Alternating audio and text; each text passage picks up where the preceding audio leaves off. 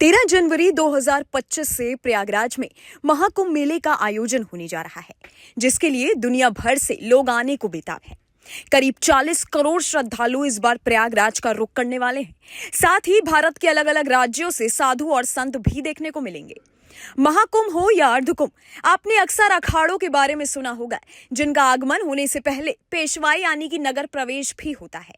हालांकि इन मेले में पहुंचने वाले साधु संत अलग अलग अखाड़ों से होते हैं, लेकिन क्या कभी सोचा है कि अखाड़े का मतलब क्या होता है, ये कितने तरह के होते हैं? साथ ही इन अखाड़ों में अगर शामिल होना हो तो सबसे पहले क्या करना होता है? अगर ये सारे सवाल आपके मन में हैं तो आपने सही वीडियो चुना है। सबसे पहले आपको बताते हैं कि अखाड़ा होता क्या है। दरअसल हिंदू मान्यताओं के अनुसार आदि शंकराचार्य ने कुछ ऐसे संगठन तैयार किए थे जो शस्त्र विद्या का ज्ञान जानते थे। उन्होंने इन संगठनों को हिंदू धर्म की रक्षा के लिए तैयार किया था और इन्हें अखाड़ों का नाम दिया। ऐसे में इन अखाड़ों में शामिल साधु संत हिंदू धर्म के पवित्र ग्रंथों की रक्षा करने के साथ धार्मिक स्थलों की भी रक्षा करते हैं।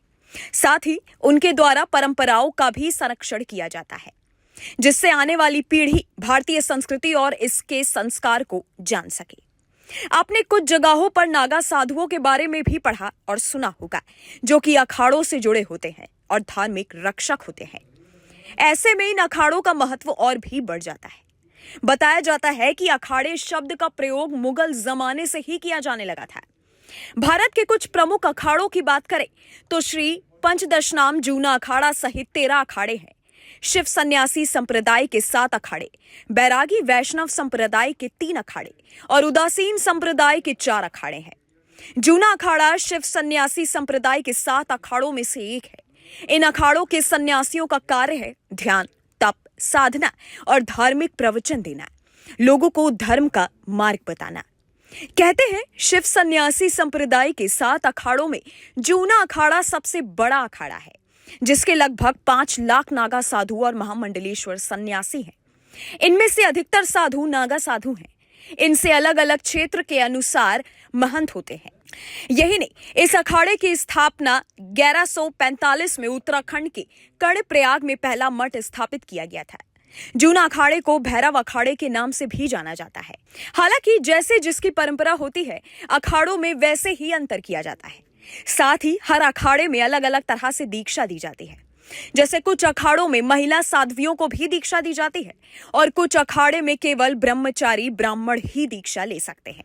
इसके अलावा कहीं 8 से 12 साल तक के बच्चों को दीक्षा दी जाती है तो कई कुश्तियों पर जोर दिया जाता है। आपको बता दें कि प्रयागराज में 2025 के महाकुंभ के दौरान कौन सा अखाड़ा सबसे पहले शाही स्नान करेगा और स्नान के दौरान कौन सबसे पहले पवित्र नदी में प्रवेश करेगा, इसका फैसला अंग्रेजों के जमाने से ही हो चुका है। अखाड़ों के बीच कोई टकराव ना हो, इसलिए ये व्यवस्था अंग्रेजों के काल में स्थापित की गई। इस परंपरा के अनुसार प्रयागराज में होने वाले महाकुंभ और कुंभ के दौरान सबसे पहले पंचायती महानिर्वाणी अखाड़े को शाही स्नान की अनुमति है। वहीं हरिद्वार में कुंभ लगने पर निरंजनी अखाड़ा सबसे पहले शाही स्नान करता है। उज्जैन और नासिक में जब भी कुंभ मेला लगता है तो जूना अखाड़े को सबसे पहले शाही स्नान करने की अनुमति दी जाती है। हालांकि इस बार कौन सा अखाड़ा सबसे पहले शाही स्नान करेगा, इसकी सही जानकारी अभी सामने नहीं आई है। अब आपको बताते हैं कि इन अखाड़ों में शामिल कैसे हुआ जाता है। खबरों के मुताबिक अखाड़ों में शामिल होने के लिए आपको सबसे पहले दीक्षा लेनी होती है। महिलाओं के लिए कोई खास प्रोसीजर नहीं होता।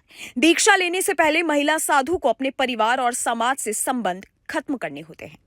इसके बाद आचार्य महिला को दीक्षा देते हैं। दीक्षा लेने के बाद महिला या पुरुष साधु अपने सांसारिक वस्त्र उतार कर पीला वस्त्र पहनते हैं। महिला साधु केश उतार कर अपना पिंडदान करती है। इसके बाद नदी स्नान करके साधना शुरू होती है। अखाड़ों में शामिल होने के बाद योग्यता और कर्म के आधार पर साधु को अलग अलग पद दिए जाते हैं। इन पदों में आचार्य महामंडलेश्वर, महंत, कोठारी, भंडारी, थानापति, कोतवाल, श्री महंत और सचिव शामिल होते हैं। आपकी इस वीडियो के बारे में क्या राय है, हमें नीचे कमेंट सेक्शन में जरूर बताइएगा। Bureau report, global Bharat TV, Uttar प्रदेश।